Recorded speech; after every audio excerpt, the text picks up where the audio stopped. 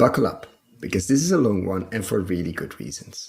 What does it take to build a successful direct-to-consumer business in the regen space? Basically buying from regen farmers and delivering to consumers, restaurants, etc. profitably or almost profitably in the most remote city on the planet. What are lessons learned looking at the graveyard of direct-to-consumer companies we've seen, especially in COVID years, raising a lot of money, struggling or shutting down? Does it mean disrupting the current, in most places in the global north at least, supermarket stronghold? It doesn't mean that that's not worth it, trying to disrupt that.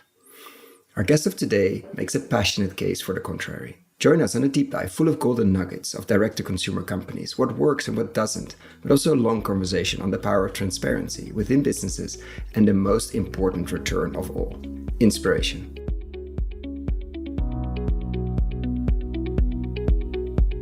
This is the Investing in Regenerative Agriculture and Food podcast, Investing as if the planet mattered, where we talk to the pioneers in the regenerative food and agriculture space to learn more on how to put our money to work to regenerate soil, people, local communities, and ecosystems while making an appropriate and fair return.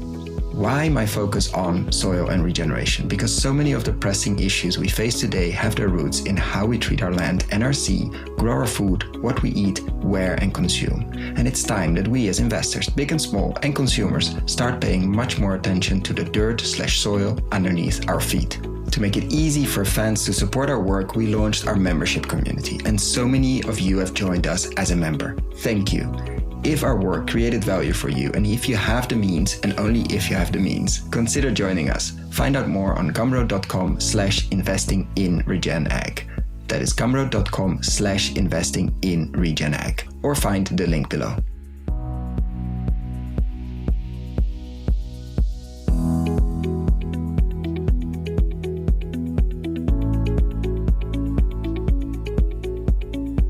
Welcome to another episode. Today with the CEO of Dirty Clean Food. Welcome, Jay. Hello, Koen. Thanks for having me.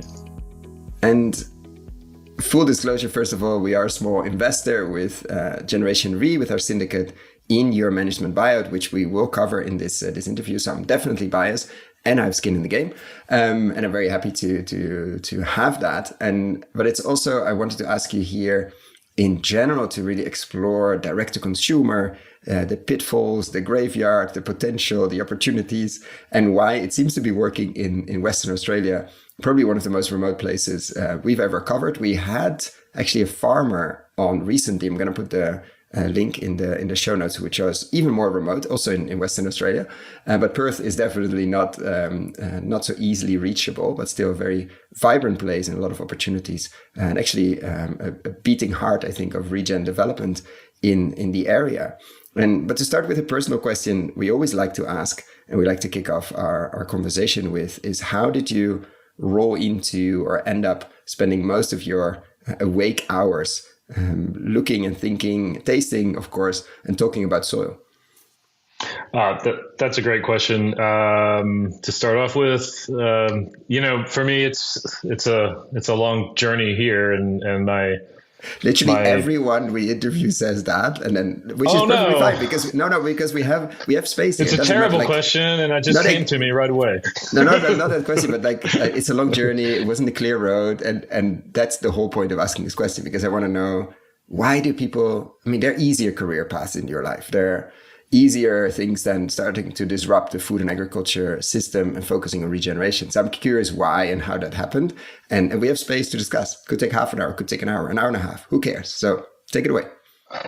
That is a dangerous thing to say to me, Koen. I am known to ramble, but and so I'll tell you a story. I'm known to interrupt, so that's fine. This is not, I'm sure most of the answers you get are about everything starts with soil, and it's key to the microbiome. And my journey to soil is literally about red dirt and clay. I grew up in the southeast of Alabama in the United States, outside of Birmingham. Birmingham was a steel city in the Industrial Revolution, and there was a lot of red clay in my yard, and I used to play in it, and I loved it. I loved the red clay. We also had a yard with grass and soil, but there was a lot of red dirt, and somehow when I was fast forward from when I'm 3 and getting red clay all over myself, and 4, uh, as a 30 something year old, I took a vacation, a holiday to Western Australia with my wife Miranda, and we absolutely fell in love with the wide open spaces here in this state. Western Australia is huge. It has all kinds of different habitats, but beautiful beaches that have been untouched. But what we really liked was the red dirt, and our favorite thing to do was drive to visit a place where it felt like no one had been, and you'd go down these roads that there's no pavement, or they call it bitumen here. It's just driving on red dirt, and there's red dirt everywhere, and it's really a beautiful ochre kind of color that contrasts to the blue sky. And I am convinced that me playing in that same kind of dirt on the other side of the world, probably with the same effects from iron ore is pretty big here as well. I'm convinced that there was something in my gut or inner person that made me fall in love with this place from that. So it is not the same. It's probably not the answer that most people give about soil. I didn't say anything about retaining water, but in terms of how I got into this business, I believe strongly that my attraction to the red dirt in rural Australia was what happened, what made it happen, what made us move here. So that's the truth. And once I got here, my background, career-wise, the thing I was just recently doing was a eco-friendly online grocery in New York. I really enjoyed it. I've had a couple of startups before, Dirty Clean Food, where I was really focused on convenient delivery and how to make that something that everyone can feel good about how it's done. And so when I was here showing up, I really wanted to stick in that industry, and I met some folks who Ben Cole at Wide Open Agriculture, who taught me a lot about what they were doing in the regenerative agriculture space, and then I really started to learn about some of the more scientific reasons that investing our time and energy into rebuilding soil is a really good long-term plan. It's a lot better than what we've been doing. And so that wasn't necessarily part of your work and your companies in New York. You mentioned eco-friendly delivery. Was there any focus on soil, or was that not part of, let's say, your vocabulary until you got to Western Australia and met Wide Open Ag? No, I mean, really not. So first of all, you need to rewind back when everyone had plastic bags and drove diesel trucks all over cities and stuff. Which in many places we still do. Yeah, but yeah. But for us, eco-friendly meant the competitors had an organic section. So what could we do that was better than that? So for us, it was, we were the first people in New York to have an electric bike fleet. We were doing bicycle delivery, not like Uber, but, as the grocery delivery, these big, long bicycles. Whereas our competitors in the space were, these big diesel trucks that would sit in a crowded city block, and they'd do what they had to do. And then we also, we had a reusable bag program, tried to make it as easy as possible for people not to use plastic bags.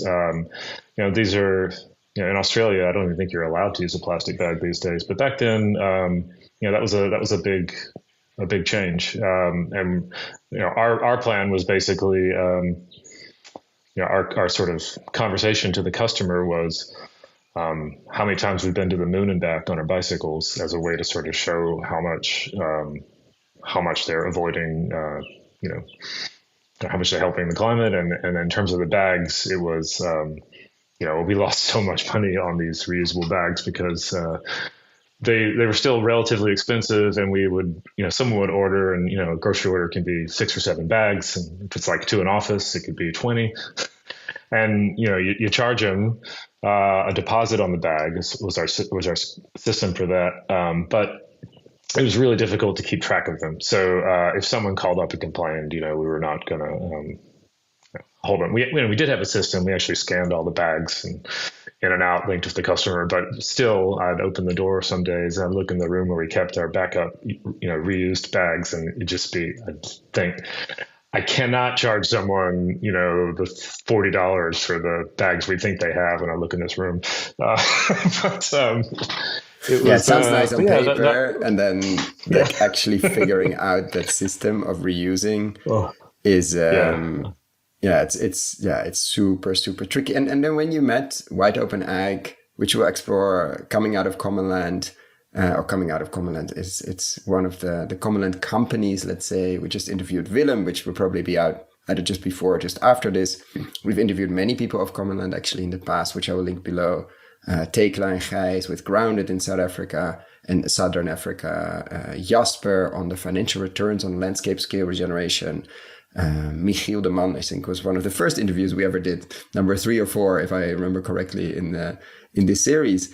What point was Wide Open Ag when you met them, and was Dirty Clean Food, was the brand already part of that or not yet? Yeah, no. So I arrived in Australia sort of for good. I hope my mother and brother don't take extra meaning from me saying for good, but I've been here since. We can edit. And I'm a citizen. I arrived in Western Australia kind of late 2018, I think November. I met Ben. So at that time I was working on an online grocery idea. When you move across the world, you don't necessarily have a huge network to draw on. So I was going to this place called Space Cubed, which was a little hub with all these startup entrepreneurial types, and I was kind of the guy with the gray beard who was sitting there working on my idea, and maybe looking a little weird, but I had a pretty clear vision that I was calling Best of Margaret River, and it was basically assembling some really great gourmet and ethical food companies and brands from the South, where they all go on holiday, and then enabling fast delivery of that in Perth. So I thought that was going to be a good idea, and I was shopping that around with some of the groceries in town, seeing if anyone wanted to invest in me or team up. And someone introduced me to Ben. So I drove down to Williams, Western Australia, and Williams is really in a remote place. We were talking about remote earlier. This is, I don't want to guess their population size because I might make someone angry, but it is definitely small. And there's definitely red dirt and scrub bush there. And it was so hot because the seasons are reversed in Australia versus probably what your listeners are used to. So, Christmas in Australia is very, very hot, especially in rural Western Australia, or country Western Australia. So I didn't really know what to expect. So I was kind of dressed up with a little suit. It's a listed company, so I wanted to look my best. And I had to pull over like 20 minutes before I got into town and change shirts. I was so hot and sweaty after driving down there. But I met Ben, and I really hit it off. Which wasn't dressed up, I think, imagining the temperature. Yeah. Yeah, that was a mistake. I shouldn't have dressed up. Ben was probably in, I don't remember what he was wearing, but it wouldn't surprise me if it was, a t-shirt and thongs, or flip-flops. Anyways, I met Ben, and we really hit it off. And at that stage, Wide Open had basically just winded down this really exciting and ambitious project, which was called a shade house, where they were growing vegetables and tomatoes in a really remote area, and with a regenerative theme. Really, really cool project that worked from a impact perspective, but was challenging commercially. So from my perspective, I was a little naive, I guess. I don't know if naive is the right word, but a little green and new to the regen space. And, my kind of full experience of regen, or what I think would now be defined as regen, was my Brooklyn farmers market, where I would go with my kids on the weekend. There was one guy there who I just absolutely loved. He had the best sausages, and he also grew garlic and had all these boutique vegetables, or heirloom vegetables. His name was Ray Bradley. And we would go to his farm, take my kids and go to events there. And he was explaining what he did. And it was really about moving, he had chickens and pork and, a variety of herbs and vegetables. And he was moving his animals through the land to regenerate it. And he wasn't using some of the language that, would probably get used now describing regenerative agriculture, but it was, no chemicals. It was, this was like bad flood land that I'm going to do my going to farm and nurture it back to health. And I'm going to use the animals to do it. And I'm going to plant these, create an ecosystem that's perfect for these heirloom vegetables. So you had a good introduction, kind of let's hero. say. Yeah. You had a good introduction to regen. Yeah. Yeah. And the reason I told you that story, oh, sorry. Yeah. No, so I was able to adapt to talking to Ben and, I just, we hit it off. The reason I told you that story was because, it was called Bradley Farms, but they had these shirts with a picture of Ray, and it said "fresh and dirty," and he was holding, a potato or something. And that is not the name of Dirty Clean Food, but I remember that is when I first heard the term dirt used in with a little bit of a cool spin on it versus soil, and I liked it. So I was much more open to the idea of Dirty Clean Food later when we were trying to name this. Yeah. I didn't answer your question, which is I warned you that I can ramble. No, we're getting there. I feel it. We're getting what state was White Open Ag in when you met them, and I think you answered it that Dirty Clean Food wasn't there yet, or at least wasn't named because that came. No, it wasn't there. They had wound down the direct to consumer part of their business, which they had called. It was called Food for Reasons. So they had tried to do basically delivery from this shade house to folks' homes, and it hadn't worked commercially. So they were kind of incubating new ideas. It was really good timing. They had several ideas they were working on, including a real estate sort of acquire farm, transition it from conventional to regen, and some consumer products using lupins that they were working on. And I kind of said, well, how about, so I told them my background and said, I know this is really weird, that there'd be an American with this background who drove all the way down here, but I moved here because of the red dirt. And this is my background, and I'm willing to, take a chance on me. Don't, you can just pay me a little or we'll test it out. But I promise you, I can build you a commercial distribution system. That is what I do. And that was how we came up with Dirty Clean Food. We hadn't named it at that point. It took a couple of months to come up with a name. Believe it or not, we paid an agency lots of money to come up with Dirty Clean Food. But it's a really good name. Yeah. It's a really, I think food for reasons. Naming is very important. We have to sell this stuff well, and naming and communication and narratives and colors and how much I'm not saying, but how much some people really don't like the quote unquote marketing and storytelling. That's what's going to move people to buy it. And taste and flavor, you have to deliver, obviously, but it has to be presented well. And part of presentation is naming. And I think we recognize things when we're like, oh, that's smart, that's good. Of course, this tastes good, and all of that has to be grown well. But it starts with not a boring name, even in podcasting, we by accident chose a name that describes the podcast, luckily, because there's no search engine. So looking back, it's really, really fortunate that the name of the podcast, Investing in Regenerative Agriculture and Food, actually says what we do, because that's how people find us. If we would have chosen a super spiritual, vague, but very nice name with then we would have actually been in trouble. Just do a small rant on naming. It's important, and we need to, not saying that you should pay an agency, but think carefully, and it's important to nail that and get it right. Yeah, no, it was. I should probably give props. The agency was called Meerkats, and they were fabulous. But not cheap. Yeah. Yeah. No. That the business. So basically, Dirty Clean Food was one of about 3 concepts getting incubated, and I was running around in a a pickup truck, which is called a Ute over here. We tried one farmer. Let's try one farmer, and that man is an amazing farmer. His name's Warren Pincini, Blackwood Valley Beef.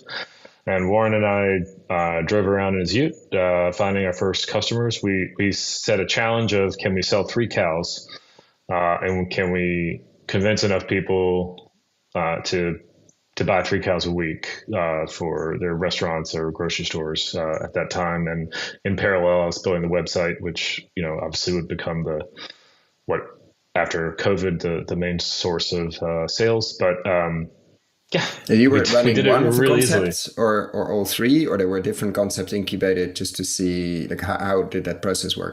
There was about 3 at that time. There was basically like consumer packaged goods strategy, which was a falafel mix using lupins and a meat bar in a pack. I think the Epic bar might have been new at that time, so it was sort of hey, because there's something we could do, that's Australia unique.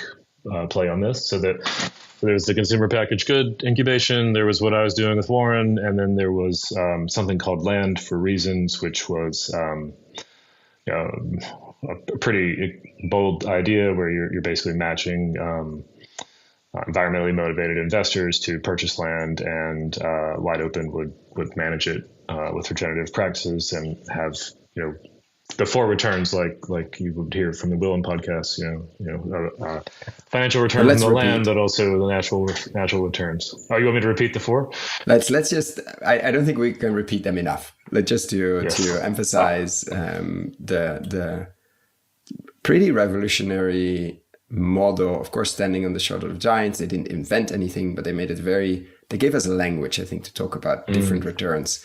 And language to talk about landscape scale restoration. I think that's, again, not to underestimate what words mean in our culture and in our society.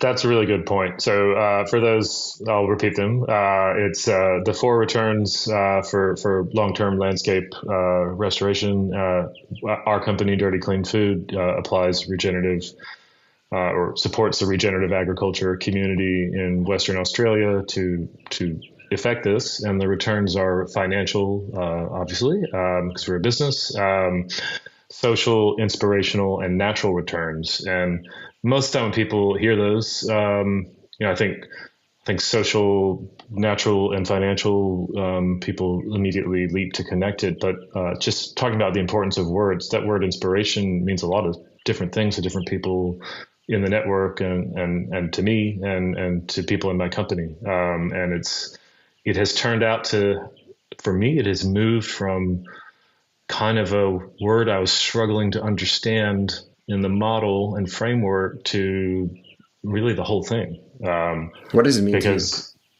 Well, for me, what it means is, and obviously I'm saying this to you, Cone, as founder CEO of Dirty Clean Food, but for me, this whole project and company has been about we can build a new way to help people access food that they feel good about and it's good for the planet, and that's great. And we're going to do it in our local community. But if we can do it successfully, commercially, as well as with data showing improvement in land, then in the world's most isolated city, or capital city at least, I can make mistakes in Perth, which I've made plenty, and I'm not, it's a protected space to try something. If we can figure out this model and make it work commercially here, then it can work anywhere, because Perth is a big city. Of course, there's wealth in Perth from mining, but it is a challenging city from a logistics perspective, and it's a challenging area of Western Australia to grow produce and actually improve the soil. This is not so easy. I just opened this conversation talking about red dirt, but so for me, inspiration. I mean, I think inspiration, hope. I think, wow, if this can actually work, then it has so much. It could inspire other people to try in local markets, and I want to. It doesn't need to be Dirty Clean Food conquering the world. We want to be helpful and partners and share what we know. So I really think about the 4 Returns inspiration from that perspective, but almost everyone who's a partner there has their own personal connection to inspiration. So I just find it really powerful. It ends up being a super powerful word because you can personalize it and align it to your soul. And we're definitely going to get into what you're learning, what you have learned, mistakes to avoid, opportunities, etc. But just getting back to you were going around with this farmer and your challenge of 3 cows a week. How did that go? It went really well. I did make some mistakes. Part of it was, I was pretty confident I could sell 3 cows, although I hadn't done it before, because I just did a couple startups. How hard could 3 cows be? The biggest challenge for me was I'm an analytical personality type, so kind of remembering how to sell and like refreshing that part of my personality. So I believe it or not, I pulled out the 3 books that I read when I was 22 to figure out how to sell, to overcome the same problem, and prepped with all that. But what I basically did with Warren, well, before we went around with Warren, but in prep for this, was I called 30 businesses, half grocery stores and half restaurants, and walked in or found my way to talk to someone. And I didn't sell them. I just said, hey, I'm thinking about doing this. Do you think this would be is that like the offer? grower or the farmer or the rancher, I don't know how you call livestock farmer in Australia, was he known, the quality was known, or did you also have to quote unquote sell that? Or how did you make sure like this was not this is sustainable, it's interesting beef? No, this is a quality product grown in a way that actually grows the quality. Like how was it an easy sell, let's say, or also there you needed to overcome something? I would say it was a slightly easier sell than your typical situation. Warren's brand is called Blackwood Valley Beef. He, had a brand. It wasn't in every grocery store, it wasn't on every menu, but it existed. So he had a group of former customers, that we could call on. They weren't in my sample because I was relying on him for that. But what I found, and I would advise anyone to do this at the early part of your startup, is before you're in the pressure of I need to sell this, go talk. Don't ask your friends and family if it's a good idea. Like figure out what you want to do and go ask a couple people who you might want to sell to. If it's something they might think about buying, there's no pressure. They'll tell you what they think, as long as you're not bothering them in a busy time, and adjust as needed after you've listened to, and do it more than a few. Like you got to actually spend the time to do 25 or 30 because okay, key lesson here. One person can think anything. Take your notebook and sample size is important. Go and talk to people. Don't bother them. Find a moment when restaurants, etc., have their shifts and have their moments. Find a moment when it's not to, and distribution and supermarkets and grocery stores as well, and spend the time talking and listening. But don't do 2 or 3 and think you have found the miracle, because that's not the sample size is too small. Okay, so 25, 30 is a good.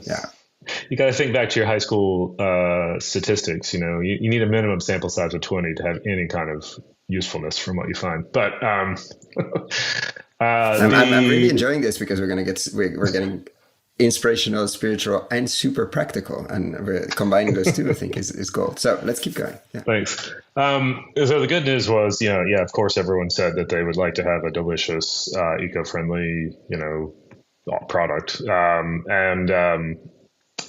so that was good. But the secret was. Then when I came back with Warren a couple of weeks ago, we first hit up his friends, and of course they wanted to help him, and we had a good start. But then I went to the other 30 people who were so nice to give me advice. This lonely American walking around asking for advice. That with they wanted to help. His arm. Yeah, and when I come back with the actual products, a few weeks later, they wanted to help. They sort of felt like they hadn't promised to do anything, but we were starting from a much. And why was Warren working with you? You said he had former customers. Why weren't they customers anymore? Why was it difficult for him to as he had a brand to do the distribution. That's interesting, and I think it's pretty similar to a lot of the farmers we work with, and it's why we didn't plan this out. Cone didn't set me up for a sales pitch, but it's why what our brand does is important.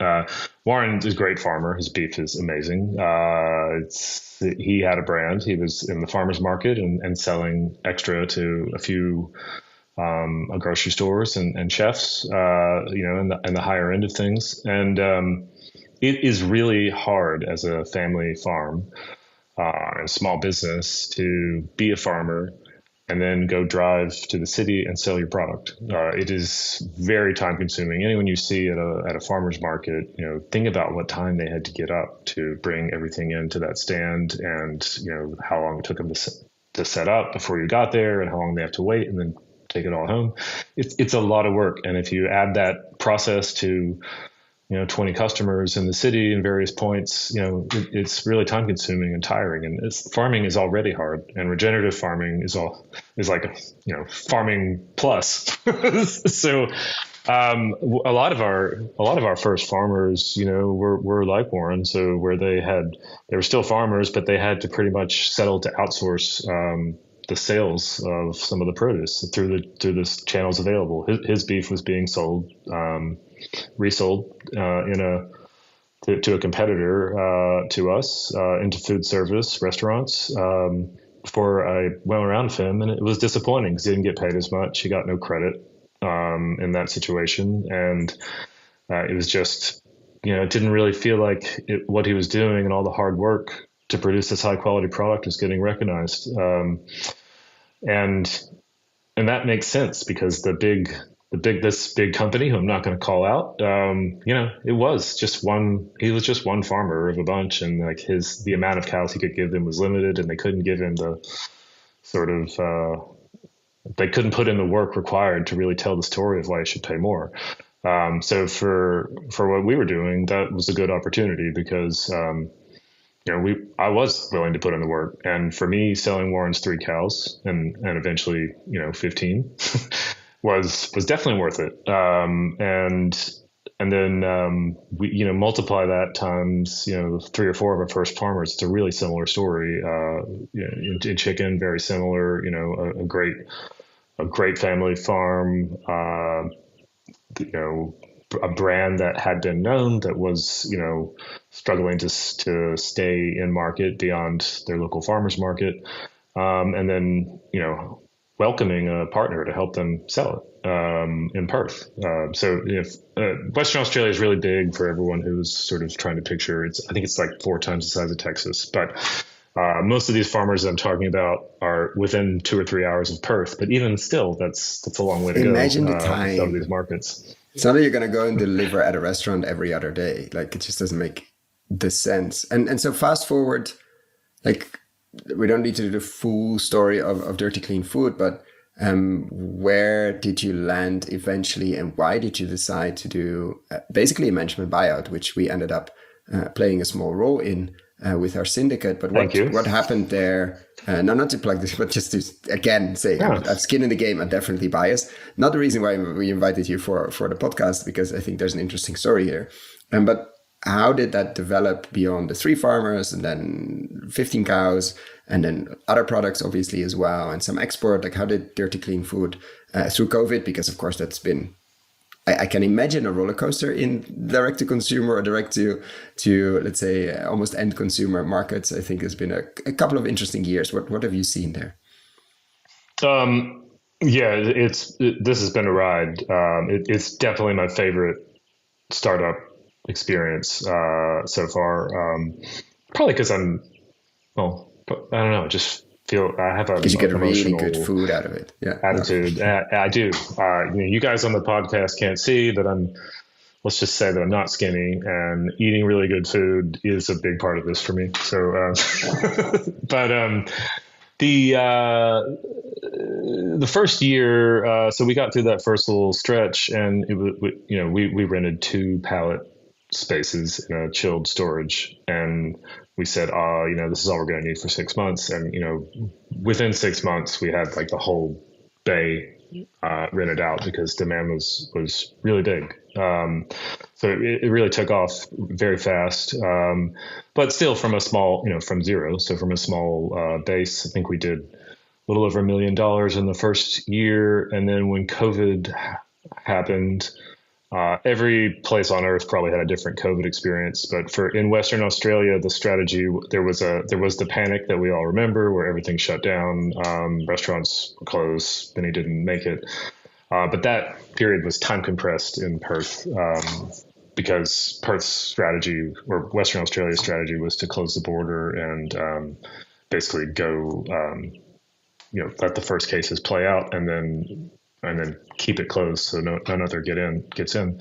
And I don't want to get into the political ramifications of that, but for a while that looked like it was working. But regardless of your opinion about it, like that's what happened for 2 years. And so for us, we walked in and our online business was growing fast, but it was tiny compared to 30 restaurants, and the whole order book was gone on a Thursday, and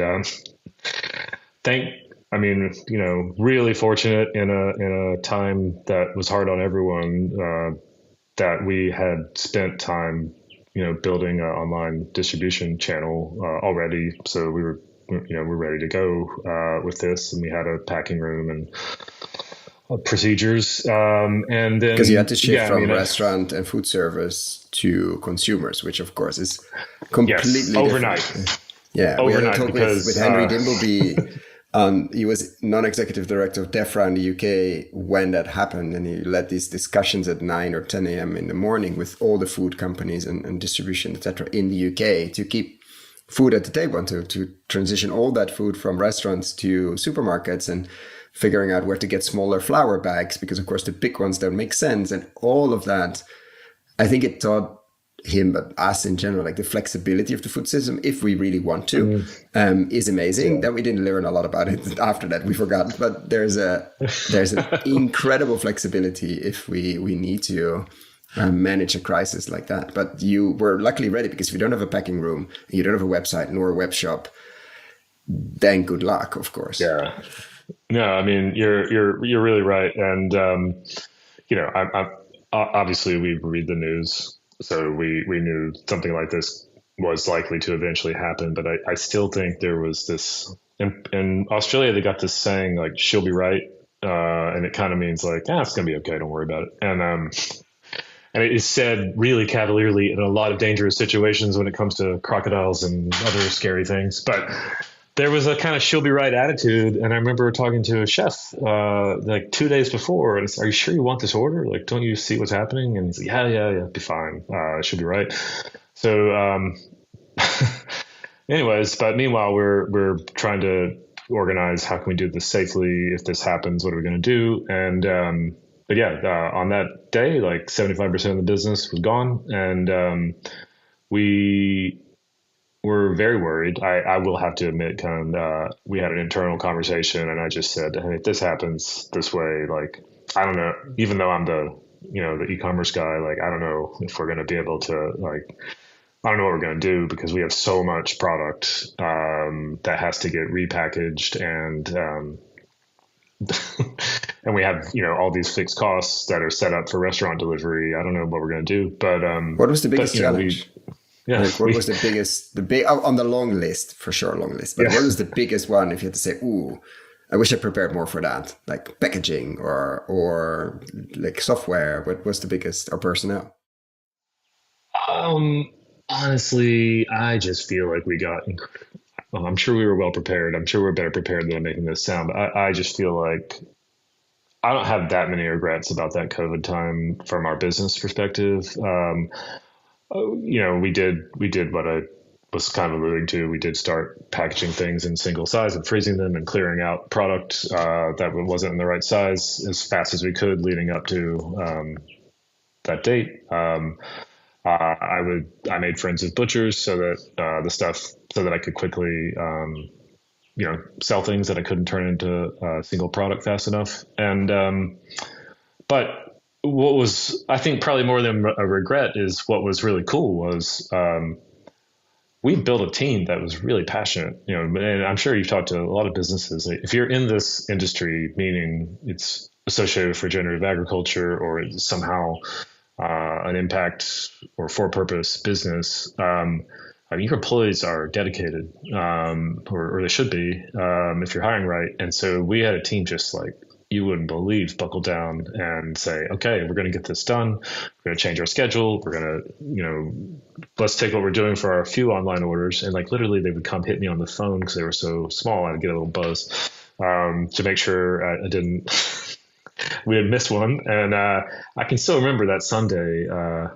I mean, it's just my phone was buzzing just nonstop because I finally figured out there was,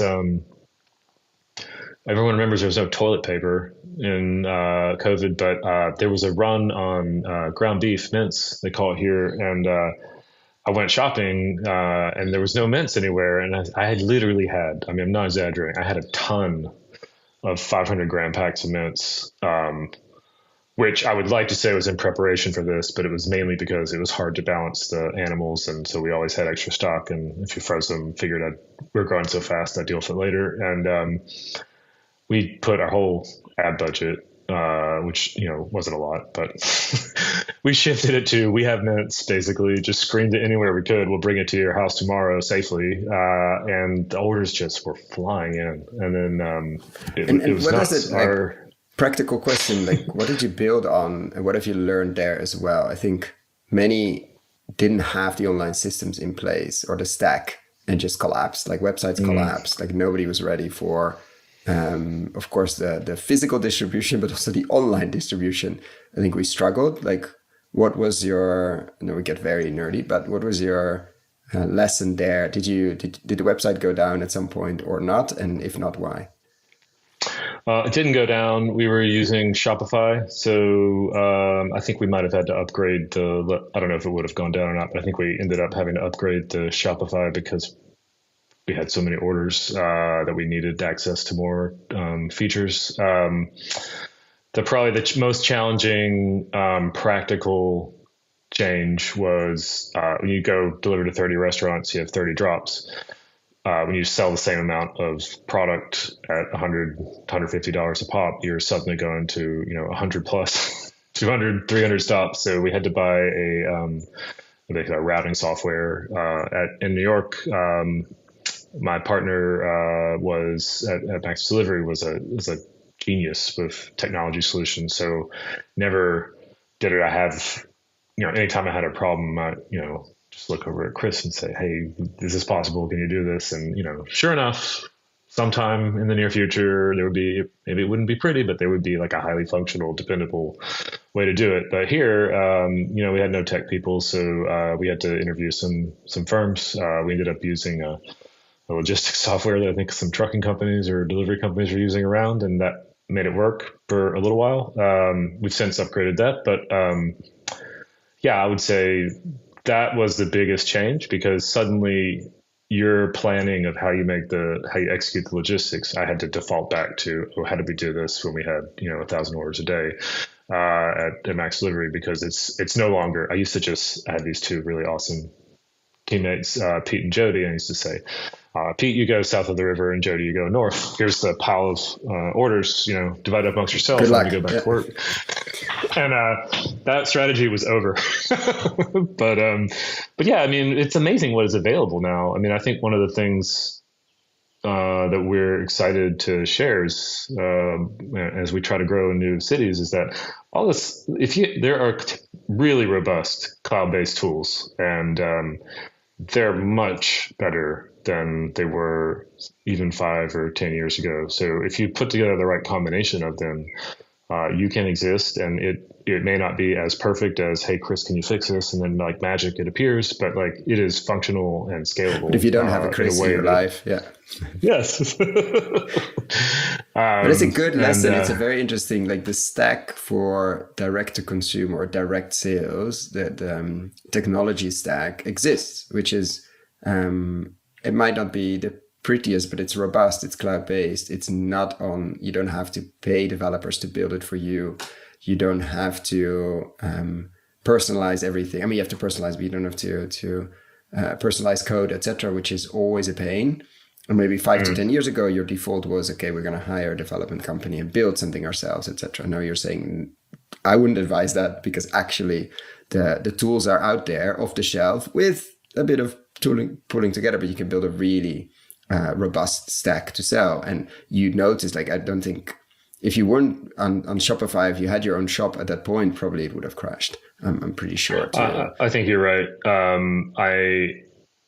I mean, I don't want to turn to a Shopify commercial, but I know that it's going to happen. I mean, it might happen again, but in like these kind of moments where you need it to work, and if it wouldn't have worked, you would have been left with a lot of mincemeat. It worked, and it was good enough. You know, I have hardly any complaints. In fact, the only complaint I have about our tech stack right now is something we did pay $15,000 to get custom coded for us in the first year, because I really wanted to be able. I can't remember why, but I really wanted to track what postal code. Because I had the vision that I wanted multiple sort of delivery. I wanted to be able to adjust the delivery route based on postal code to make it rational, but without showing it. So I wanted to sort of have that all tracked so that we could, automatically do that to make it more efficient. And so yeah, we paid some firm and they coded it. And that is the only piece of our website that I hate right now. And it's still here. It's 5 years later. We've had 2 other firms try to fix it, and it's better, but it's still like the worst part of the checkout is as a result of this custom code. It's the only thing I did custom. I wish I had never done that. But anyways, so yes, I highly recommend spend the time to find the best cloud-based solution. Like there's so many startups in this world. If you're in a consumer business, someone else has had your problem, and some app in Shopify has fixed it already. So tip number 2, after one, we're going to repeat it. Do enough potential customer conversations, interviews, whatever you want to call them. Less than 20 is not enough. Tip number 2, there's a lot of really good, reliable consumer-facing or consumer direct-to-consumer technology stack tools out there, so you can build your stack. And then fast forward, so you go COVID boom, then usually there's the COVID bust after in many of these stories. What happened there, and then what happened to make you decide to take this private, because Wide Open Ag is publicly listed, which is very normal in the Australian market, not that they went to the NASDAQ or anything, but it's normal for a smaller company to be publicly listed, and you decided to do a management buyout of a piece of that. And that's why we're talking now as well. But let's say what was the ride after COVID, or after the first lockdown, and then of course second, and all of those things, what led up to the management buyout? The phase after COVID. Sorry, I didn't mean to pause. I was just going to say the thing I remember most. This would be another lesson, I guess, potentially. But we're the full returns business, right? So how we behave in business is a really big part of who we are, and we had this advantage, right? So, I mean, I'm sure you know of a gazillion little startups all over the planet that started off delivering stuff after COVID. But in this city, we had the fridges and the freezers and the trucks and the infrastructure and the website. And what we did was basically turn it from, because it was still just me and Warren and one other farmer. So what we did was turn it from basically a beef box service to an online grocery by forming real friendships and partnerships with everyone else who had to stop going to their market and who was stuck at home, and suddenly their business was hugely disrupted. We said, come put it on here. And, really, this is not in the regenerative food category, but we made up this thing called Friends of Dirty Clean Food. So some of my friends who I met, who sold the most ethical fish in town that we could find and the best quality that the other good chefs were using, were really nice to me and introduced me to a bunch of chefs when I was getting started. So I said, hey, you're 100% restaurant, right? What are you doing? And, they're miserable. Said, I don't know how it's going to go on, but I know my orders won't be big for you, but we'll sell your fish in individual size packs under your brand, because our brand's a Regen brand, and we'll employ your drivers, for as long as we can, because we've got a lot of online orders. And like A lot of that people that will eat. times, Yeah. yeah, that times calling all those people who have, kind of been a fanboy of at the farmers markets that I've been to, saying, "Oh, it stinks. You can't go to the market." Like, I'll buy your eggs, and we'll put them online. And so suddenly we moved from solving a problem that was there was no mints to having, hundreds of products, sort of virtual farmers market in a really short amount of time. And then as we came out of that, period. Oh, the other thing I'll just say is that some of our restaurant customers, this worked out pretty well.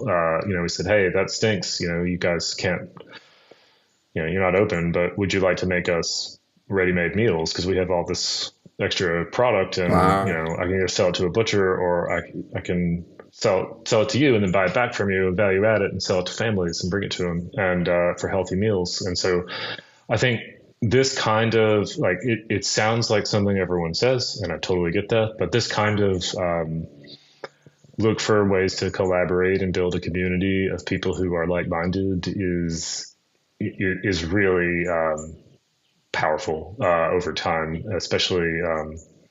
Yeah. So when COVID reopened, we suddenly had all our chefs come back because everyone's and the fins, I mean, the fish guys I was telling you about are extra nice because we were extra nice. And the chefs that we gave that business to were talking about how great we are, and everyone who had our meat and all those other partners. So suddenly, we didn't have a COVID bust. Like we grew heavily after COVID. And then we got back even more chefs really quickly. So it was a situation where, it was a horrible time. We were all just trying to work together Survive. for the Perth food community. But, and business wise, it was a good decision. And Perth is big. I think it's 2 to 3 million people. You're going to correct me now, but it's not a small.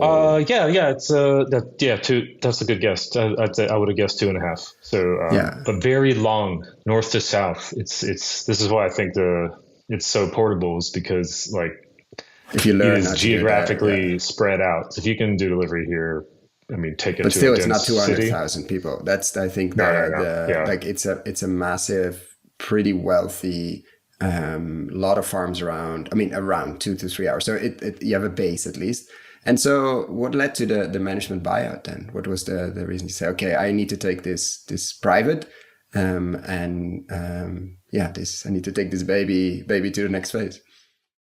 Yeah, I mean, look, I really, I hope it's come through early in the conversation. I have a lot of love for wide open agriculture. I mean, I showed up, in a new country and met some people who had similar values, and I have a friendship, and we built a business together.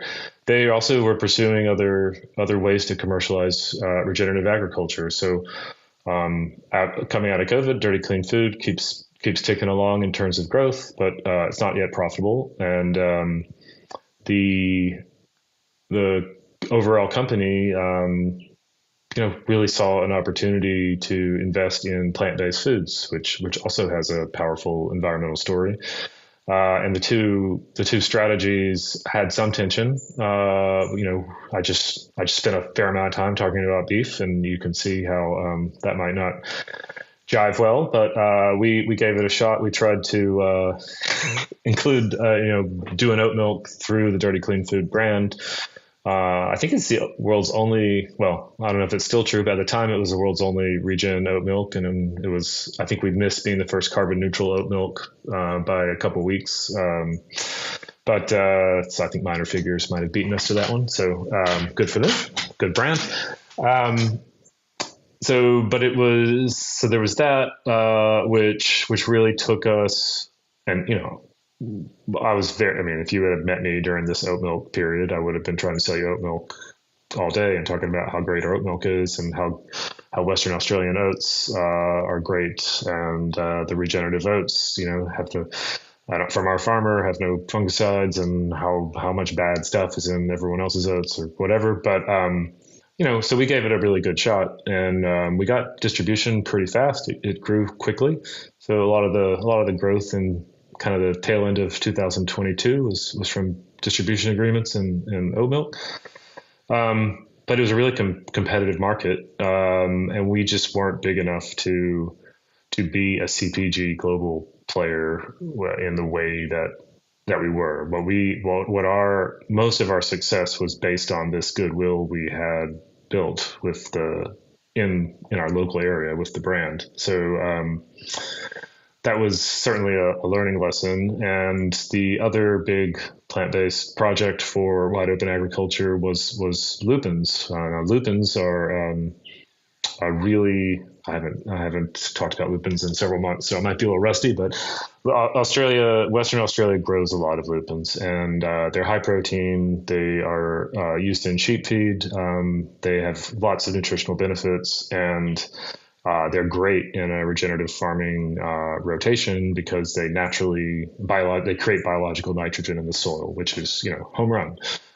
So I got no problem with the company deciding to focus on that in the context of how big the plant-based foods industry is, and even if though there's a call it a bubble that burst or whatever you want to, investment surge that is pausing or whatever you want to call it, like it's clear it's a growth trend, and my view has always been, well, the first generation of foods didn't taste that good, so as it tastes better, more people will eat it.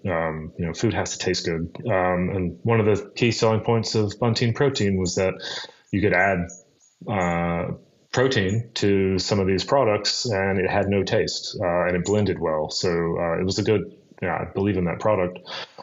But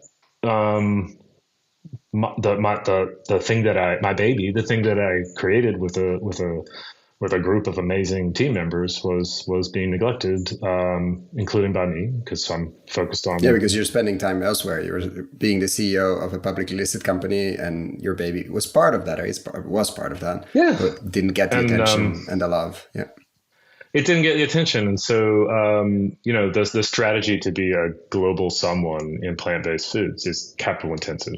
So we as a company, when the parent company, we raised a fair amount of money, but relative to a small company. But in order to be selling this new protein and competing against pea and soy, it is a big capital intensive program. You need to be raising money multiple times over several years. Also, big chunks of money. You have to or find a well-heeled partner who wants to make it for you. And so that was really time consuming and difficult. But the product is really strong. And so, but I think probably looking at my life and myself, my love was in this food brand and sort of the feeling of goodwill, all the stuff I've been talking about in this interview, and the other product is really about global selling and big food. I was traveling all the time, raising money all the time, it felt like, and for a good cause, for good people, but it was hard. And I think probably just looking at the team, but practically what happened was it was hard to raise enough money to do lupin and dirty clean food. And so the obvious choice for the company that has recently raised big amounts of money for plant proteins was to pick plant proteins and to close dirty clean food. And so there were, obviously this is a heart-wrenching decision for everyone. So this kind of back and forth went on for a while, but ultimately I couldn't let that happen. So I figured out how to borrow some money and made sure I could get enough working capital to get it going, and went all in and just said, hey guys, I get it. Like, honestly, I've tried really hard to make this work with both businesses, but it's obviously not going to with this amount of cash and the criteria we have. So we did an investment banking process with a third party that our CFO did, because everyone knew that I love dirty clean food, so it was arm's length, and it didn't yield any. Basically, most of the people who thought about buying it thought it was too complicated and too specialized, and it would need a manager of it to have any chance of working in their system. So by the time it rolled around, like it was going to be worth negative negative whatever it cost to get out of the lease and severance, and Wide Open had a good product they wanted to go with. And you can obviously hear some sadness in me because I, had those relationships for a long time, and also, CEO of the company trying to do both, and I couldn't get both done. But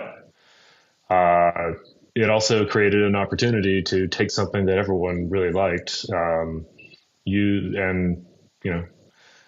take it private, where there's less costs, and have it be its own strategy, because it what's showed different really now? powerful Like growth you've potential. been on it for a few months, and it wasn't profitable, obviously, within the larger group.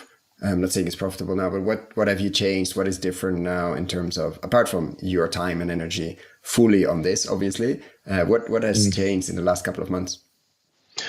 Well, I think, in the last couple of months, the major thing that's changed is the energy of the team. So, I mean, it is hard to go to work and feel like you're second fiddle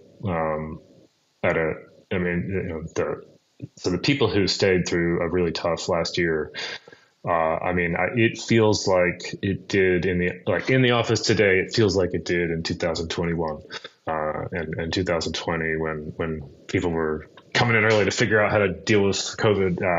There is an energy and excitement there. It was almost like a new lease on life for the business, and but not just from a commercial standpoint, but from people who were really worried about their jobs and about their future. And, you might close down end of 23 or something like that, or beginning of 24, or be sold to whoever, who knows. Yeah, and so there's a really high energy. So what you get with that is better execution in every facet, because the things I did kind of quickly were, obviously we did the things you would imagine, which is cutting costs and trying to come up with more efficient processes and resetting the metrics we want to use for success, but and sharing those. But I think what I did really quickly was I said, I am the one who bought this. Like, I took it private, but you all kept this company going during the focus on Lupin. And so I give 10% of the company to employees, like on the first day, and employees and our farming partners.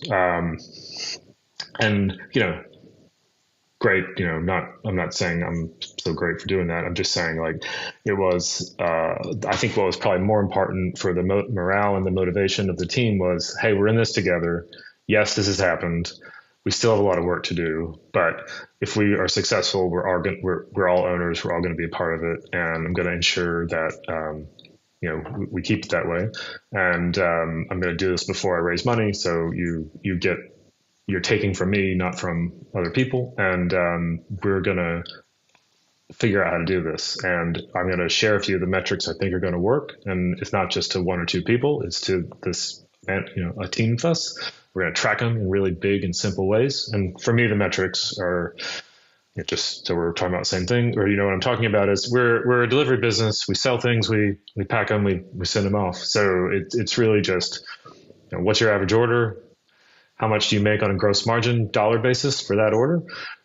That's the amount of money you have to play with in terms of how much it takes to get it to where it's going. And you want to be left over with something that's double-digit percentages. So really breaking that down at every stage. What's it cost to pick an order, pack an order? How much time does it take? Why does it take that time? Anyone have any good ideas? Like, just really, stuff that you would think about. Yes, I'm coming from a framework of, technically, I've probably done the 1,000 hours to be an expert or whatever that saying is. But I'm coming from a background of this kind of logistics, but also I feel like the main change was, hey, we're all in it. We're going to be totally transparent on the metrics we need, and everyone is going to commit. And here's why. And you're all going to own some of the company immediately. And if you quit tomorrow, you still own it. Thanks for last year. And this is all starting today with a fresh start. And the buy-in was huge. So when you have that kind of buy-in, people are coming up to you who last year were scared to talk to me because I'm CEO of the company, and are saying, hey, I noticed that our bread order is too big. That's a small example, right? That saves me, $50 or $60 a week. But I'm a real big believer in small improvements multiplied times tens of thousands of actions.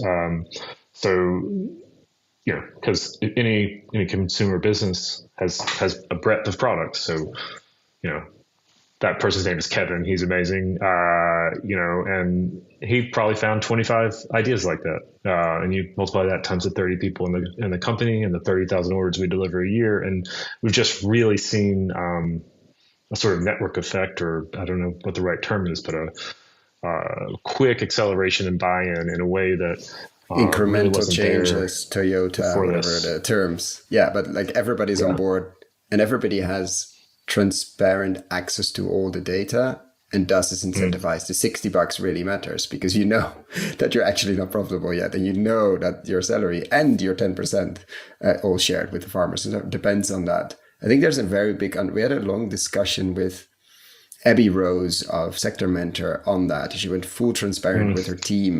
Small technology company, fascinating solutions for farmers, made by farmers. She's a wine grower in Chile. And she went full transparent on on the financials and did the training with the team as well. Like, what are we actually reading here?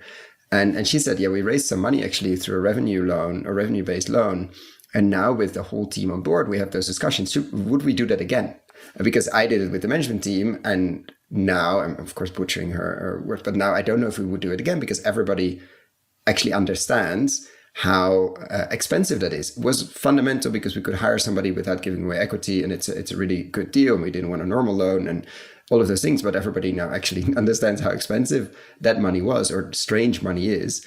And so we would think twice or three times before making that kind of commitment again, because everybody is able to read the books. And I think there's a similar one with, what's the guy called in Brazil? It's a 7-day weekend, I think. And he built massive industrial companies. So cookie factory, like if you needed a cookie factory, they would build all the industrial plants.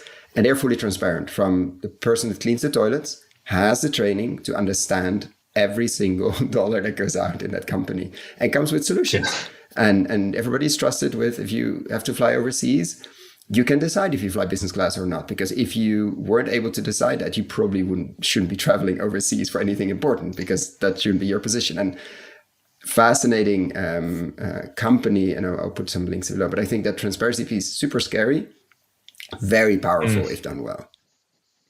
Yeah, you're right. It's scary and it's hard to do. And, it's easy for me to say that I did this in the beginning of my company at the fresh start. Well, it'll be really interesting if you and I are talking in, a couple of years after we're killing it and doing really well. And if I still am so transparent, I hope I am. But I will say the more complicated and larger your business gets, the more difficult it is to do that. But in this case, it was, we knew each other, and I wanted them to know, because they had a choice,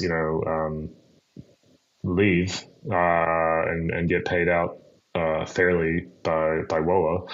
Wide Open Agriculture with their severance or stuff, or it transfers over to me, and this is a high risk situation. I'll be obligated to pay you your severance, but it's high risk, and so we had a pretty open conversation where it was just, we got in a room and told them what happened, and said, I don't know if it's going to work or not, but here's what I see, and here's what we've done over the last 12 months, and here's what's different, and here's what I'm trying to do. And if it works, we're all buying this at a, in a liquidity crisis. But if it works, it could be really good for everyone. So I never owned more than, I never even owned up to 1% of Wide Open Agriculture. I was CEO of the company. So this is a situation where a lot of people gain that kind of equity percentage. So, what is happening? We're now at the middle of July, and this will go out soon. You're having a crowdfunding coming up as well. So what has been? You said the biggest difference is the energy in the room, but has that translated into, apart from saving, of course, on bread orders, but has that translated into other numbers as well, to things like what have you noticed and seen over the last months? Of course, very busy with raising the money to do the buyout and to raise enough cash and capital to actually stay in business. But what have you seen in terms of execution and all of that? Yeah, so you're right. I didn't mean to just answer that with the energy story comments. The numbers are getting better. So the result of this is that there's a really high focus from the team on. So sorry, I talked about the metrics, but didn't actually tell you the name of the metric that we use. It's called engine room return. It is not, you will not find it in the SPASB accounting standards book. It's made up, but it is a proxy for variable free cash flow. So what I really want everyone to focus on is, if we do more of this action, is it good for the company? Is it going to like help us get closer to break even and pay for our lease and its overheads, or is it going to make it worse? And by how much? So this is that's the end of the equation of gross profit dollars minus the cost of delivery, which is fully loaded for the vehicles and the gas, and we track it. And we've grown that from break even to low free cash flow percentages a year ago to high single digit percentages now, and on some weeks low double digit percentages. So when you do that, your loss narrows pretty fast if you're growing. And if you're kind of flat, then it still narrows, but not as fast as you want. So I'd say, to answer your question, is that we had a quick bounce back in growth. There was a lot of excitement over the brand, surviving. And so we probably had a 10% sequential bump from the prior month immediately, which we've held. We have had an improvement in our margins and our cash burn very significantly. So we're not out of the woods in terms of printing money yet, but I think we're less than 10 percentage points away from cash flow positive. So that's a very dramatic improvement versus say, negative 30. So why are you raising then again? What's and why the crowd? Yeah. So we're doing a crowdfunding raise, and essentially what we want to do is grow the business. So I really believe that. So yeah, I've just told you how much we've narrowed the loss, but everyone is pitching in. This is potentially. And it's accessible to all. This is obviously not investment advice, but this is not just for Australia. So if you're interested, find the links below, do your DD and do that. But it's a high risk thing. That's not certainly high risk, illiquid.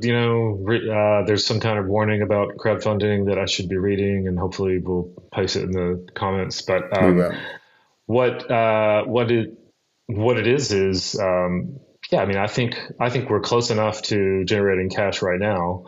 I told you that story about 3 cows 5 years ago, and we're doing over $11 million of turnover a year right now.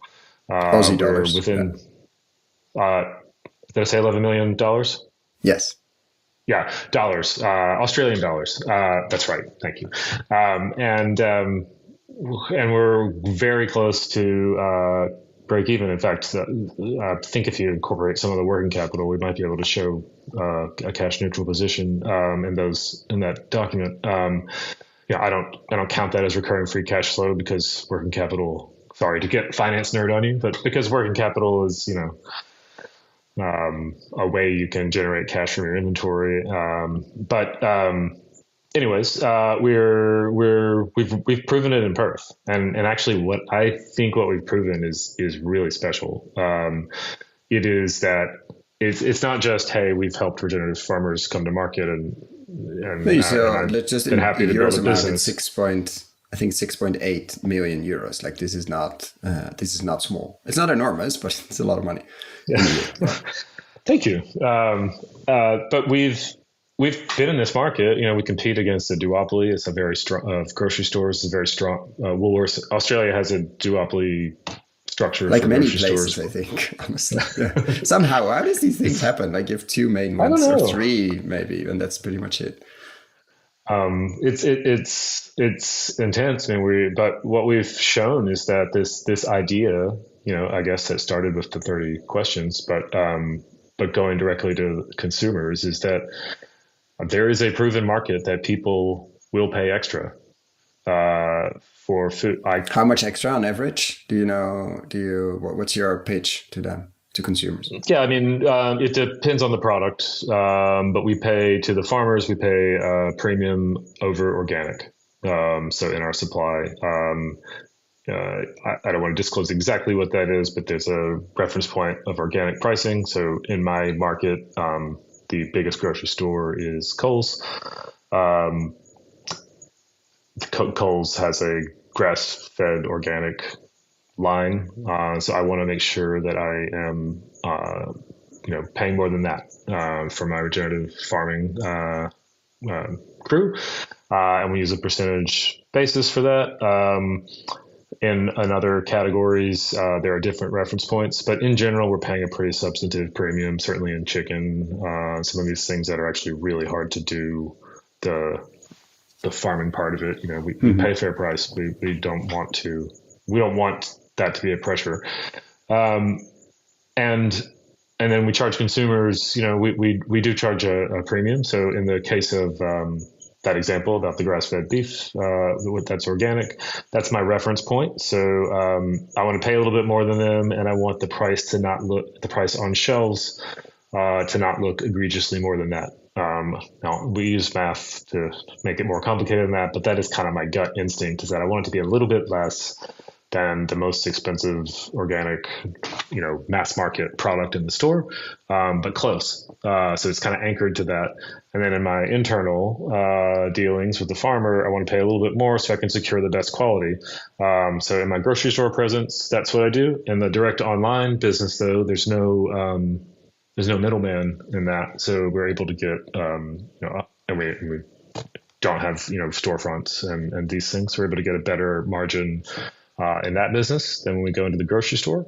So we can have a lower price and still be making a good margin in that situation. And then for the restaurants, there are different competitors, but we're typically 15 or 20% higher than sort of our main competitor. And chefs, pay it or don't pay it.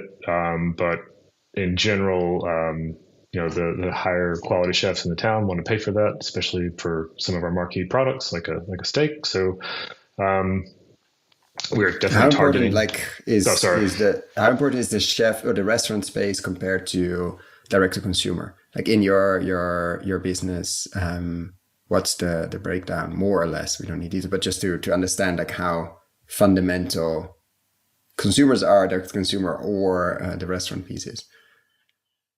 So for me, everything is modeled after this sentence. I want to be able to choose to eat good food wherever I eat, wherever I shop, in my house, personally. Now, you never should build, less than whatever number this is, never build a business after your own eating habits. But that is the vision of the brand. People should be able to get food they feel good about, and we should meet them where they are. If we're being a proper extension and proper sales partner for regenerative farmers. So top restaurants, yes. Delivered to your home, yes. In grocery stores, yes. I don't want to say I don't do something that is a normal place where people access food. In terms of the breakdown and importance to me, the direct to consumer business is the most important because that's where we can have the best and most, sort of two-way relationships with the customers. And we can get, and it's also the most profitable segment. So from a business perspective, it's important too. But I think from a brand building, it is definitely the highest value. That's where we get our, the kind of customers who tell their friends about it. In terms of the chefs, they are important. It's usually a lower margin than a large dollar order kind of customer. And I like to be in good restaurants. It is valuable to me to say, basically, you can taste the difference of our program, of the regenerative farming practices we're doing. if you don't believe me, buy some online. If you still need more evidence, like here's we're in 40% of the top 100 restaurants in Perth. Go ask one of these chefs, and I regularly throw the chefs through our social media or have events with them to reinforce that it tastes good. And what you're getting is the kind of produce that you imagine your grandmom had before all this, maybe your great grandmom had before all this industrial food complex stuff. So that's kind of, so they do play an important role. The other part they play an important role in the restaurants is balancing, when you're dealing with real food, part of your job is to optimize and not have waste and get the best value in every channel. And restaurants consume, obviously they feed a lot of people, so they have larger quantities. And in my business, where I have a lot of animals in the livestock and in the products, most people are attracted to a couple of things that they imagine they might eat, like if it's sticking with the beef example, you like a ribeye steak, you like a T-bone steak. Well, that is a very small part of the animal. So how do you sell the whole animal is the trick. Yeah, you need restaurants, or you need some other way to get it in balance. So 2/3 of the animal is stuff that of the animal's meat is something that you could make ground beef or mince out of. How do you get the best value out of that is really how you're going to have a profit versus everyone's going to buy your fancy steak. That's not an issue. But so restaurants are key for that. Such a key point of, we've had that conversation with, I think Dan Barber, even back in the day, in the conversation with him, like how to, he has this famous rotation risotto, which of course is not on the animal side, but how in the Third Plate, the book he wrote, if you haven't read it to anyone, highly recommend it. Like, how do you buy the full rotation? Like, how do you make sure as a chef you can do things there that nobody else can? Of course, everybody will buy not everybody, but you can sell your cash crop. But if we tell farmers you need to rotate, you need this cover crop, you need this crop this year, etc., companion crops, all amazing, but somebody has to buy it and eat it and process it and somehow make it into something. So I think that, and in animals it's even clearer because you cannot not harvest. Like you harvest the animal, you slaughter the most humane possible, and then you only sell the T-bone steaks and the rest goes into animal feed. Or pet food, I don't think that's what we want. And how do you balance that? And how do you make sure the organs go somewhere? And how do you, to the people that really want that? And how do you figure out that dance? I think people greatly underestimate how difficult and how important, like that's the difference between being profitable and not, if you are in the animal protein business. You're 100% right that what you just said. So certainly from a values perspective, you've taken an animal and you should use the whole animal in your process. From a business perspective, that is the key to profit. Otherwise, you are not profitable. And if you think you are, it's just a matter of time. And from a you might just be lucky in a really good market, but at some point you're going to find out you haven't built a bulletproof business because you need to be getting extra for those parts of the animal. And then I think from an environmental perspective, food waste is the big thing. So I think of that in my own personal life, as a composter, but in a business, if you're not using the whole animal, you're contributing to that. And so it makes good sense from ethics of spirituality to commercial sense and for the environment. So I really feel strongly in that part of the business. But yeah, it also helps that it helps your returns.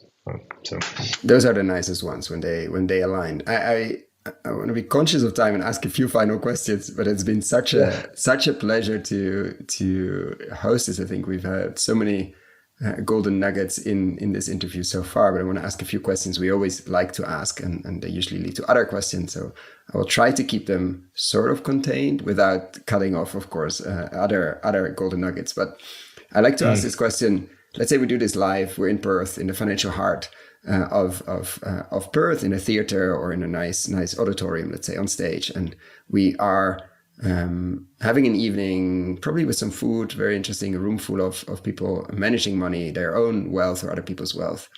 They're excited, they're interested, they walk away. What do you want them to remember the next day when they get to work, or when they sit at their desk, open their laptop, or whatever they use?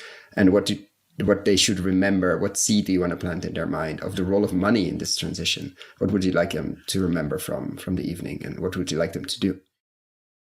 Well, I love the way you worded that. I've only asked it like 300 times in the last years. No, the question has changed a bit, but anyway, go ahead. I mean, yeah, I would.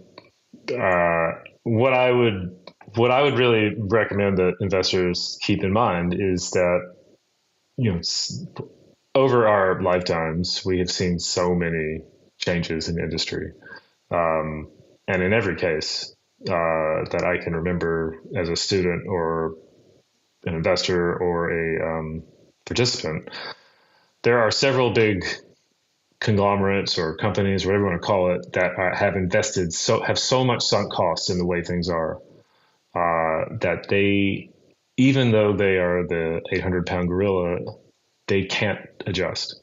I mean, you've seen this hundreds and hundreds of times in the technology space, but it is not just technology. And you've probably heard it from some of the plant-based food companies, but I believe that this region, we don't farm, we're sales and marketing, but I believe we have a better chance than so many of the big brands, because they're just not going to be able to execute that authentically without being overcome by consumer skepticism.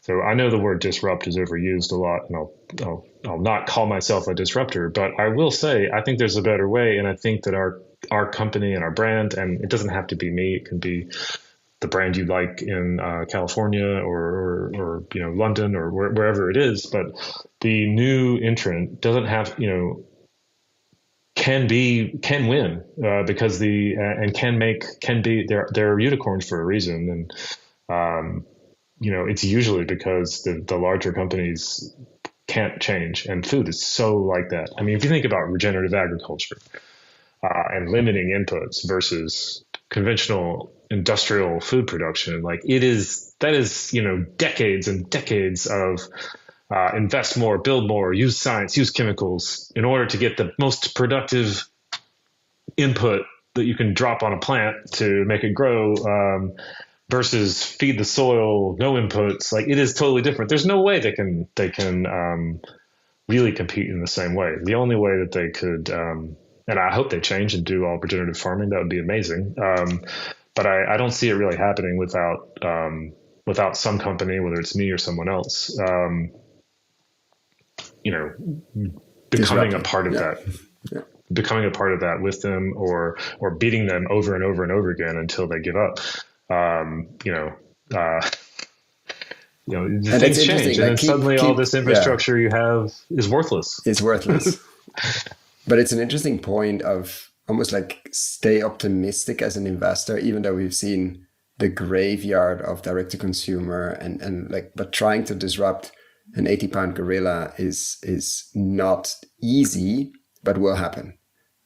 Because the chances the gorilla will be there for the next fight is very, very, very small.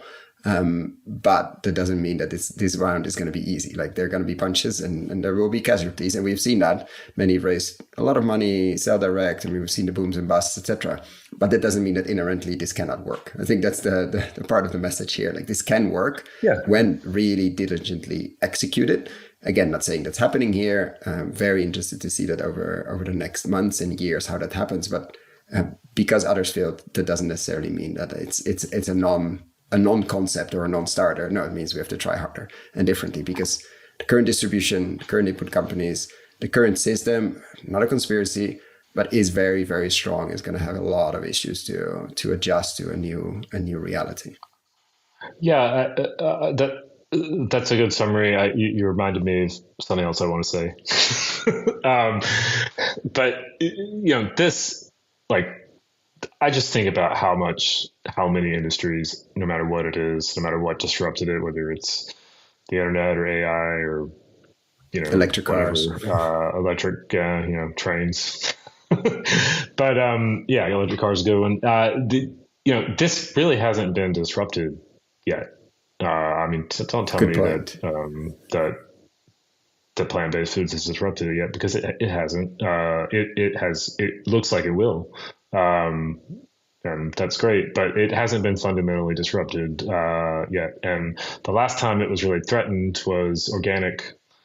Sort of the rise of the organic food movement, but that's an input-based strategy, limiting inputs and regulating the inputs. It's something that a big dinosaur of a nasty food company can adjust to if they have to, or if they choose to, if there's money in it. What we're trying to do with our business is say, hey, look, people want this and they'll pay extra for it. Um, you know, adjust it to your market, because it is inherently a localized model. Like, people care about food security more than ever. People care about their local environment. And I think so much of how God, I don't want to sound, but whatever, it's true. How much global capitalism has tried to address the problem of sustainability is these regulated financial commodity products that are soulless. I mean, I'm sure on your podcast you've had plenty of people poo-pah carbon credits, and I'll tell you why that happened. Because some guy at a hedge fund or some financial product, made up a way thing that needs to be big enough to be bought, chopped up, and sold, tradable. Big companies have to have a way to access it, because you need the natural buyers to take it off your hands. And like, you think about how much that's been bastardized from something we did. I don't mean to, whatever, I did it anyways. But Common Land helped us do is, plant trees in our supplier network. Like, literally just, yeah, we're not going to buy a credit. We're going to plant trees. They're going to be biodiverse. They're going to be done with the intention to increase water holding, and in fields that were cut down with native trees to bring back. Literally, we're just going to try to make this land kind of what it used to be, as most as we can. Anyways, I have to remember why I'm on this rant, but Disruption I of the current find that system. organic Yeah. is really similar. I mean, and I love organic. I eat it if I can't get my own food, but talk to an organic farmer, or better yet, someone who used to be organic, and they'll tell you that, in 1986, there was a great premium for what they did, maybe through the mid 90s. And then it got so commoditized that their premium went away, and the rules were written to keep large companies from bad behavior. And as a result of that, though, they were done in a way that became too expensive for the little guys to still be certified, and they weren't making extra money despite making the best food. So I think regen is like so different as a system versus this, that it really has a chance. And whether it ends up being, regen organic, or there's some name no one's thought of yet that takes hold. We want to be there, and I think companies like us want to be there on the forefront, because it just taps into something that is really hard for the big companies to deal with. Kind of in the same way, DVDs in the mail were hard for Blockbuster to figure out, because it seemed crazy. It just literally seemed crazy. And it got us Netflix at the end. Yeah. Let's not forget how Netflix started for the younger people in our audience. Oh yeah, that's right. Just to like DVDs DVD in the mail, is a physical disc it's with like, a movie on. seems like a CD. You remember that? And it contained the full movie, and you could choose languages and sometimes trailers and things, and like background or like behind the scenes, etc. But it wasn't streamed, so you didn't need an internet connection. Anyway, let's stop sounding like we're very old. Two final questions. What would you do as an investor? If you would be an investor, you're not running Dirty Clean Food, but you had $1 billion to put to work. What would you focus on? What would you prioritize if that was your mission, let's say? Could be really long term, but it had to be investments. Can you imagine how dangerous I would be with that rant I just went on, and $1 billion to back it up? That would be very interesting. That's why I'm asking. Actually, it's a perfect bridge. Right? I didn't think about it. I was still in the DVD mindset. Anyway, would you focus on if it, this kind of disruptive? Saying US dollars, it's slightly more. It's than Aussie Oh, dollars. give me even more money. Yes. No, that's okay. I grew up there, so I have a sense of it. I mean, I know this is a question that you ask, and I'll try not to sound like I'm. It's not really related to dirty clean food because it's not dirty clean food would not know what to do with $1 billion. Who knows what we'd do, but the idea of this infrastructure imbalance is really interesting to me. And I think it's true. If you look at just to make it not about food for a second, if you mentioned, Tesla, I think, or electric cars, and I think one of the huge barriers was the infrastructure to let people wanted them. Whether regardless of your opinion about Tesla specifically, like people wanted them and it made sense. They But there was drive no better. infrastructure for it. Silent, smooth. I mean, I've yet to meet someone, apart from the infrastructure, you're going to get there, but like Yeah. that didn't like driving. And even the sound people don't really like. It's fascinating. The most vocal people against electric cars. I'm always like, did you ever drive one? Usually the answer, surprisingly, is no. Yeah. And as it comes in, like it's making a huge difference. I have a family member who bought an electric car, and I was floored. I would have never begged him to do that. And I asked him, well, what about? I mean, when you have to, drive this far, and it's okay now for him. So I was just thinking, if you take that into the food area, this lack, and it was the same thing with alternative energies prior. Like there is a big spend required to get, and usually it needs government regulation or government funding to support the building of infrastructure for whether it's solar power or wind or any of these new ways to get away from fossil fuels. It's expensive. So what I would want to do with my $1 billion is say, this whole rant that I just went on about inputs and synthetic production of food. I mean, I can see where capitalism is going. Like, okay, so they'll just use more and more regulated ways to have a highly processed end product, and maybe it'll be vegan, and maybe it'll be not. Who knows? And I would like to build infrastructure that supports local producers with an aim of protecting and supporting small farms. I really believe that in the social. So a tangible example would be, an abattoir in the meat business, because I've been talking about meat. Gosh, I hope you don't have too many people who hate meat on your podcast. But, livestock is important to a holistic system. But, an on-farm abattoir or a micro abattoir that can help some of these small farmers in every geography, access to that, to build a place to properly process, to do the killing and initial processing stages, has access to export facilities if needed, or just access to that's good enough to sell to a grocery store. It's a huge block, and it's a huge way that the existing industry takes a big chunk of a farmer's livelihood. I mean, even this company that I run, we just got access to the best abattoir. Just literally, in the last 6 or 7 months to an abattoir that was certified high enough and good enough for me to access some of the better markets. So everything is just sort of stacked against localized community approach. So my $1 billion would be to look at infrastructure. Yeah. I don't know, 50 places around the globe and figure out what each one needed. It won't be the same in every market, but help the a lot of it is infrastructure processing. Small. Actually, yeah, transport, processing.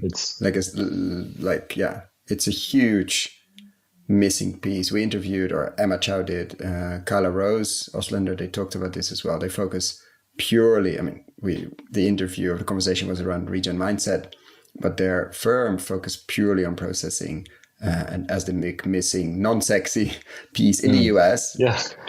Partly farmer owned, localized, because everything became 2 or 3, 7 hours drive, 10 hours drive, etc., which in animals should never be done, but also in grain, etc. It just doesn't make any sense. So we actually co-invested with them in 3 range farms. On the chicken side, we had Reggie on here as well, and in Kern Spring Mills on the milling side of things, the processing of grains. But the opportunities there, I'm not saying it's easy, but industrial, like smaller scale, still big, but focus on farmers nearby, getting products. Imagine the waste also because of this transport, not only the energy cost and the climate side of things and emissions, but just the waste because stuff gets there too late, or stuff gets there in a different state, or gets there because it has to be dragged around everywhere. You're right. It's not sexy, but it's really important. Yeah, that's one of the services we provide to our farmers. Basically, is not that we have an abattoir, but that they are stuck with one option, sometimes 2, depending on the animal, and we can use our collective buying power to get access to another, and it helps them get a higher part, because if there's one option in your 2-hour radius.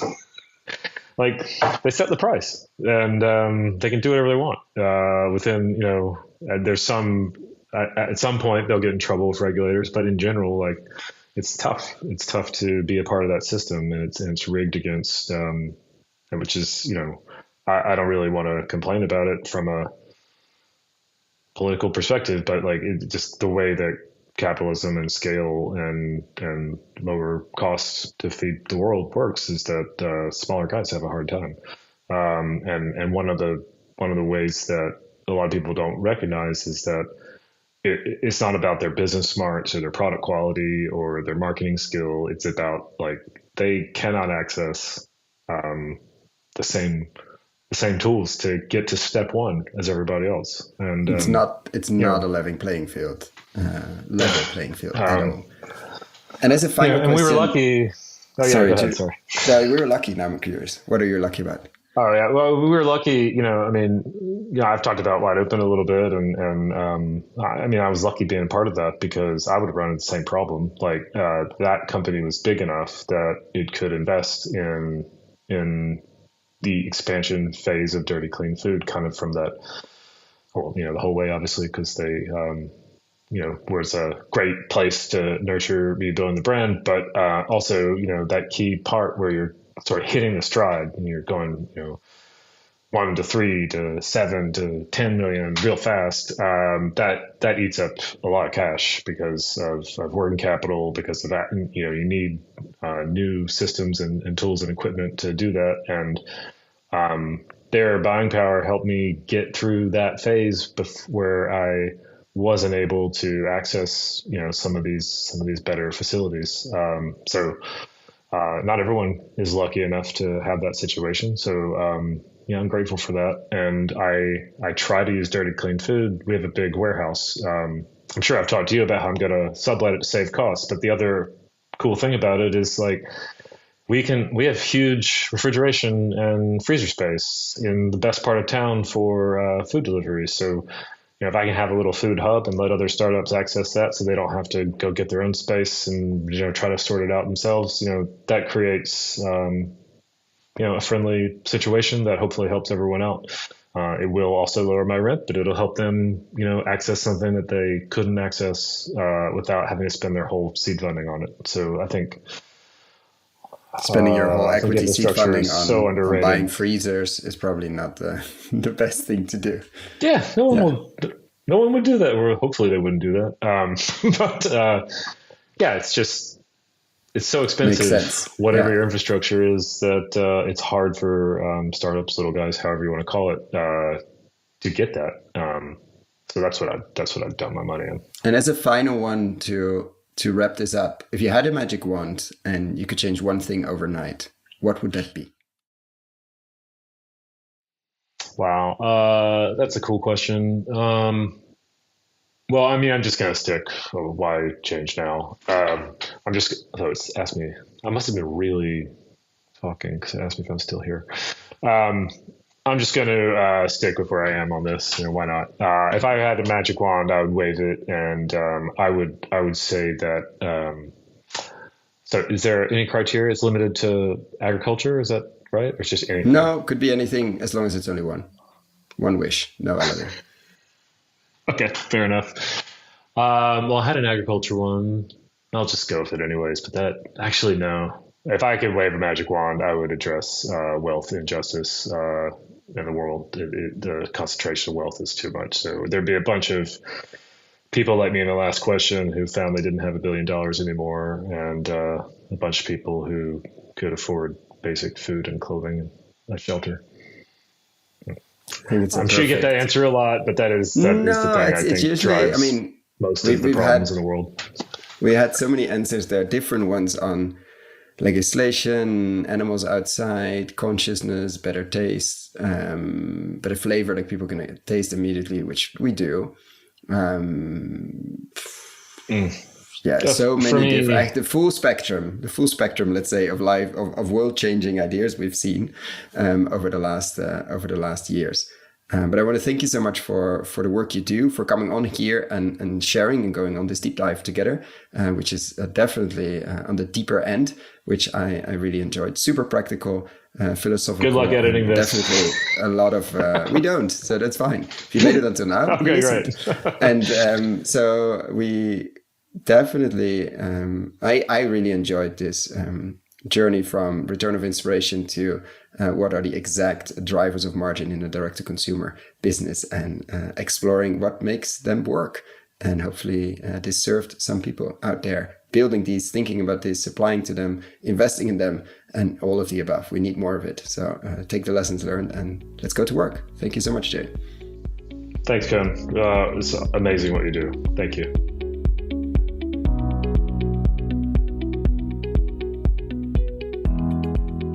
Thank you so much for listening all the way to the end. For the show notes and links we discussed in this episode, check out our website, investinginregenerativeagriculture.com/posts.